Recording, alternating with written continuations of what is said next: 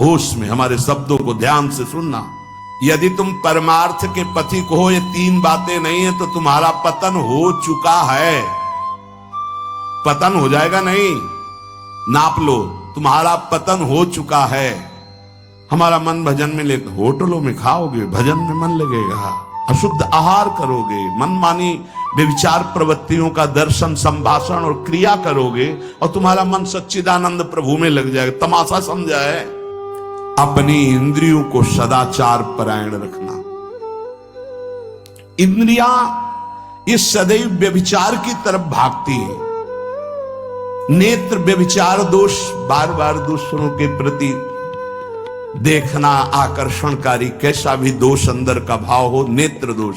दूसरों की बातें सुनना, श्रवणेंद्रिय दोष। वाणी से दूसरों की चर्चा करना, वाणी। ऐसे हर इंद्रिय अपने व्यभिचार में जाना चाहती है। सदाचार परायण उपासक होता है।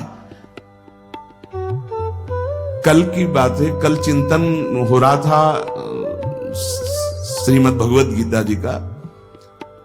अगर उपासक में सदाचार, इंद्रियों की पवित्रता नहीं है तो ढकोसला के सिवा कुछ नहीं रहेगा। ये अच्छे से समझ लो। इंद्रियों का विलास चल रहा, खुला दिखाई देता है, खुला एक दृष्टि होती है, उसमें दिखाई देता है। अंतर में ब्रह्म बैठा हुआ शांत मौन है और ये समझ नहीं पा रहा, केवल नाटक पे लगा हुआ है। अपना मन, अपनी इंद्रियां यदि संयम में नहीं है, सदाचार में नहीं है तो ढकोसला ही है, आडंबर ही है, नाटक ही है। पक्का समझ लीजिए। अगर वो संयमी नहीं है, जितेंद्रीय नहीं है, मनोनिग्रही नहीं, तो अध्यात्म क्या है? क्या प्रवचन हो रहा है? किस बात का प्रवचन हो रहा है? जो अनुभव हुआ उसका हो रहा है, शास्त्र सम्मत हो रहा है। जितेंद्रियता नहीं, इंद्रिय निग्रह नहीं, मनोनिग्रह नहीं। अर्थात इंद्रिय और मन शास्त्राज्ञा के अनुसार चले। जिसका इंद्रिय मनोनिग्रह युक्त समय व्यतीत होता है भगवत चिंतन में, वो महापुरुष है। अभी वर्तमान में ही है। चिंता मत करो, स्थिति जागृत होने में देर नहीं। बंद रखो अपनी खिड़कियों को, कहीं माया की हवा न घुस जाए। सच्ची सच्ची तुममें बहुत सामर्थ्य है, जागो। अगर झुक गए तो रौंद दिए जाओगे। एक एक बात अच्छे से समझ लो। मुस्कुरा के, प्रेम व्यवहार दिखा के, अपनापन करके फिर तुमको अधीन किया जाएगा। माया भगवती बहुत बलवती है।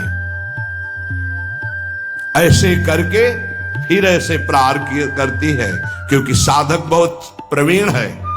ऐसे में अपने को बचा लेगा, लेकिन ऐसे में बचाना बहुत कठिन होता है। हमारी बात को समझ लेना। ऐसे में बचाना बहुत कठिन होता है, बहुत कठिन होता है। समर्पण का मिश, सेवा का मिश, अपनापन का मिश।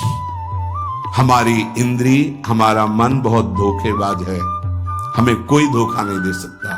ये हमारा मन, हमारी इंद्रियां हमको धोखा देती है।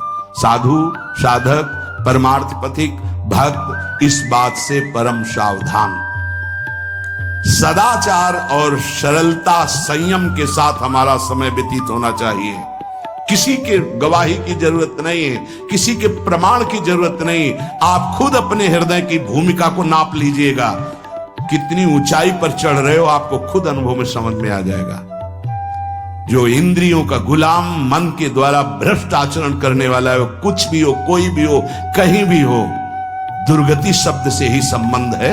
जीते जी दुर्गति, फिर फांसी ऐसी लगे तेषम दुख न हो। सच्ची मानना, जब गलत हो जाता है आचरण तो अपना मन अपने को कहता है नष्ट कर दो। ये जीवन किस काम का? होश में हमारे शब्दों को ध्यान से सुनना।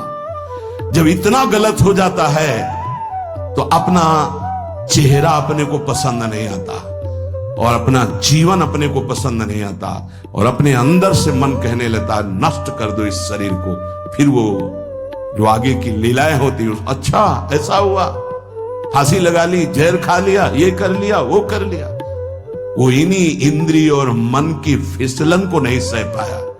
अच्छा, किसी महापुरुष का शासन नहीं था, नहीं, उस चूक में भी बचत हो जाती है। एक बहुत बड़े महापुरुष के समीप रहने वाले से चूक हो गई, तो उन्होंने अपने आसन के पास आसन लगवाया। सब साधुकों ने कहा कि बहुत बदनामी होगी, क्योंकि आपका नाम आगे है और वो आपके आश्रित है, ऐसा है किसी महापुरुष के। उन्होंने कहा तुम क्या समझते हो, भाया है, चूक हो गई, अब इसको कभी चूक नहीं होगी ऐसा बना देंगे, कभी त्रुटि नहीं होगी, इसको ऐसा बना देंगे। और वो फिर ब्रह्मावर्त बिठूर में रहे, बहुत अच्छे महात्मा है, अब भी हैं। अगर संत का शासन है और आपसे चूक भी हो जाती है तो ऐसा बना देंगे कि दोबारा चूक नहीं होगी। पर इंद्रिय और मन को छूट देकर मनमानी आचरण करने वाला कभी साधक नहीं हो सकता, पक्का।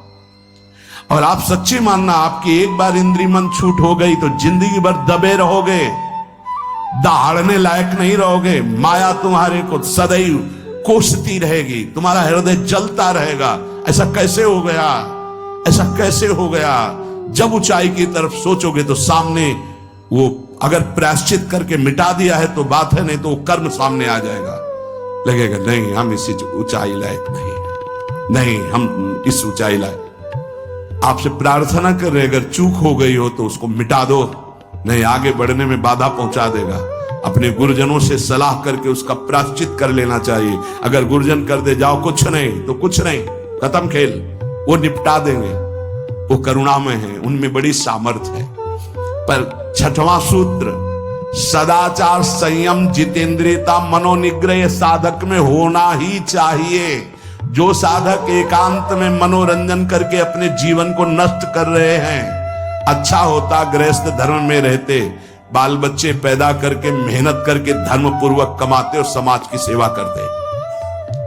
यदि अखंड ब्रह्मचारी वैराग्य मार्ग के पथिक हो तो चूक ना होने पावे प्रार्थना करते हैं। इंद्रियों को शिथिल ना होने देना, मन को शिथिल मत होने देना, नहीं तो ऐसा बंधने बांध देते हैं कि बड़े बड़ों को सर झुकाकर चलना पड़ता है। रौंद देती है माया, ध्यान रखना, सर उठाने लायक नहीं रह जाता। अगर इंद्रिय जन्य भोगों का आकर्षण नष्ट कर दे तो अपना मन अपने को जलाता रहता, धिक्कार देता रहता। कैसे हो गया ऐसा, तो कैसे हो गया। कीन हो इस कबहू अभिमाना, सुख हो वंचा कृपा निधाना।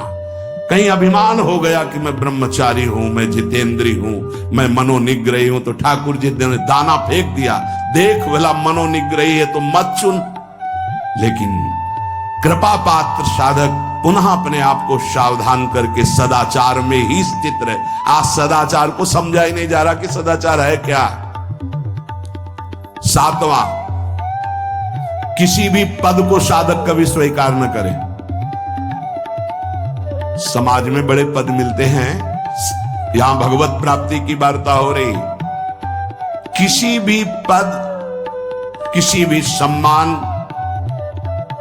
को स्वीकार न करें।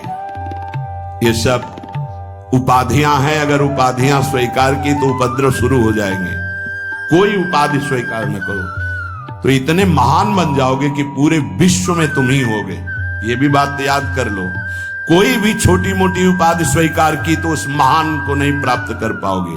विश्व में तुम ही होगे, या तो ज्ञान में तो एक तुमसे बड़ा कोई है नहीं, और अगर भक्ति में तो तुमसे छोटा कोई नहीं, तो विश्व में तुम ही तो हुए ना। सब बड़े और आप छोटे, विश्व में आप प्रणादपि सुनीचेन, और ज्ञान तो हम ब्रह्मास्मि, सबको समेट लिया अपने में, एक के सिवा दूसरा कोई नहीं। यह है उपाधि रहित महापुरुष की स्थिति। कोई उपाधि स्वीकार न। अनंत ब्रह्मांडों का महारत्न इंद्र पवित्र, आपका मन अपवित्र, आप ऐसी भगवत प्राप्ति कर लेंगे। जहां मन आया वहां खा लिया, जो मन आया वो देख लिया, जो मन आया वो छू ले, ऐसी भगवत प्राप्ति हो पाएगी। ये जो हमारा मन भजन में ले, होटलों में खाओगे, भजन में मन लगेगा, अशुद्ध आहार करोगे, मनमानी व्यभिचार प्रवृत्तियों का दर्शन, संभाषण और क्रिया करोगे, और तुम्हारा मन सच्चिदानंद प्रभु में लग जाएगा। तमाशा समझा है, तमाशा समझ लिया अध्यात्म में मन को लगाना। आहार शुद्ध नहीं, विचार शुद्ध नहीं, आचरण शुद्ध नहीं, चार लोग बैठे हैं उसी में अपनी इंद्रियों को बार बार तुम आकर्षण, शरीर आकर्षण की तरफ ले जा रहे, दिखाई नहीं दे रहा क्या स्थिति तुम्हारी। बात करेंगे ब्रह्म ज्ञान के नीचे बात ही नहीं, अरे कुछ नहीं। संयम से चलो, सदाचार से चलो, पवित्रता से चलो, तो कोई संशय ही नहीं रह जाएगा। पर संयम, सदाचार, पवित्रता, ये सभी केवल ग्रंथों में लिख रहे हैं, पर अपने तो सौभाग्यशाली है ना, चल सकते हैं, अपने को अवसर मिला है। जो नहीं चल पा रहे हैं वो कम से कम सुन तो रहे हैं, चलने की तैयारी कर रहे हैं। लेकिन आप लोग तो चलने की तैयारी नहीं, चल चुके हैं। आप अपने को बचा लीजिए, आप अपने को संभाल लीजिए। पूज्य बाबा कह रहे हैं व्यवहार शुद्धि, नियम निष्ठा, प्रतिज्ञा पालन नहीं तो वो पतित हो चुका है, पतित हो जाएगा नहीं, पतित हो चुका है। दूसरा है नियम निष्ठा, जो तुम्हें गुरु ने दी है या स्वयं धारण की है, दोनों बातें होती। जब कितना, कौन कौन सी दिनचर्या के नियम, कितना पाठ, क्या सेवा, इनका नियम होता है। हमारा नियम है इतने बजे उठ जाना, हमारा नियम है ये पाठ करना, हमारा नियम है ये करना। उन नियमों को कोई देखे ना देखे, हमें प्राणपण से पालन करना है। अपनी दिनचर्या में इतना पावर है कि जहर भी समन हो जाएगा। मीरा जी का समन हो गया ना, तो आप कहोगे वो तो मीरा जी थी, तो मीरा जी में क्या था? मेरे तो गिरधर गोपाल दूसरों न कोई, लाओ तुम भी मीरा जी बन जाओगे। मेरे तो गिरधर गोपाल दूसरों न कोई, तो जहर जिससे प्रकट हुआ है, जहर भी तो उसी से प्रकट हुआ है ना, परमात्मा तत्व से ही, तो औषधि भी उसी से है।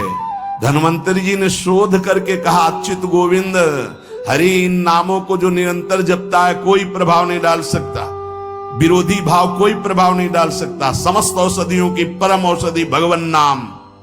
मीरा जी की जिह्वा पे नाम, हृदय पे नाम, प्रहलाद जी की जिह्वा पे नाम, हृदय पे नाम। का बड़े बड़े सर्पों से डसवाया, विष पिलवाया प्रहलाद जी को। क्या तुम इसी महामहिम मार्ग के पथिक बने हो, जिसमें प्रहलाद जी चले, जिसमें देवर्षि नारद जी हैं, जिसमें बड़े बड़े महापुरुष हैं, उसी मार्ग के पथिक हो। हम में कमी ये हो गई कि हम वैसे नहीं चल रहे जैसे चलना चाहिए। नियम पर बहुत ध्यान दीजिए। अगर नियम है 1:45 बजे उठने का, स्नान का, तो 1:45 बजे ही उठना चाहिए, 2 नहीं बजना चाहिए। ये नियम में बहुत बड़ी ताकत होती कि आपके नेत्र फट से खुलेंगे, घड़ी में तो 1:45 ही होगा। अपने तो 1:45 तो स्नान करने के लिए निकल जाते। नियम निष्ठा, जप का, पाठ का, श्री जी की सेवा का, ये सब नियम, खान पान, ये सब नियम के, हमारा नियम है हम इतना पाएंगे बस। हमारा नियम हम ये नहीं पाते, हमारा नियम है हम इतना सोते, इतना जगते। इस वजह साधक का नियम निष्ठा और प्रतिज्ञा पालन, इसमें चूक नहीं होनी चाहिए। इसमें चूक हो जाती है, इसलिए सुकृत नष्ट हो जाते हैं। जैसे कहा गया, आज के बाद हम ये नहीं करेंगे, कुछ न कुछ साक्षी किया जाता है। मैं गुरुदेव को साक्षी, मैं आराध्य देव को साक्षी, या मैं इस समय को साक्षी करके कहता हूं, यह देवता साक्षी हैं। जैसे भीष्म जी ने कहा, समस्त दिशाएं और लोकपाल समस्त देवता साक्षी हैं। मैं आज नियम लेता हूं, आज जीवन अखंड ब्रह्मचारी रहूंगा। ऐसे कुछ प्रतिज्ञाएं होती हैं जिनको कसम कहते हैं। ये आजकल के लोग सुबह कसम खाए, शाम के तोड़ दिए, या मंगल को खाए बृहस्पति को तोड़ दिए। इनकी बड़ी दुर्दशा है, सुकृत नष्ट हो जाते हैं, अपने लोगों से एक बड़ी गलती हो जाती है। सहसा कोई प्रतिज्ञा करो मत। हम प्रयास कर रहे हैं, छोड़ देंगे, हम प्रयास करते हैं, ऐसा नहीं करेंगे, हम प्रयास करते हैं ऐसा। प्रतिज्ञा अगर ले लो तो ये ध्यान रखो कि आपके पुण्य नष्ट हो जाएंगे यदि प्रतिज्ञा आपने तोड़ दी।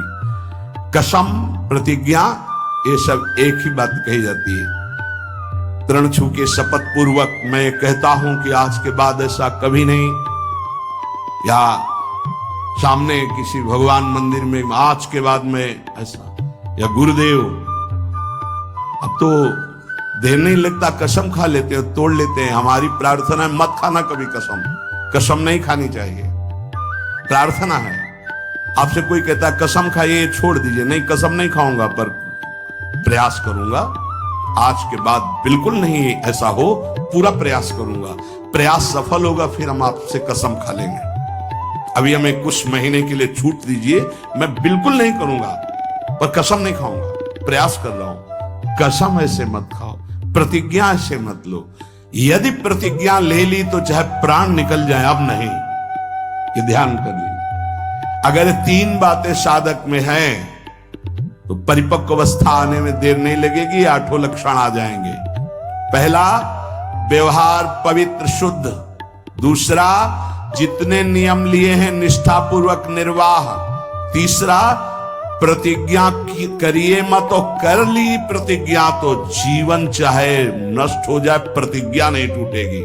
जैसे ये प्रतिज्ञा ही है वैराग्य भेष, इसमें कसम खाई नहीं जाती, स्वाभाविक कसम है।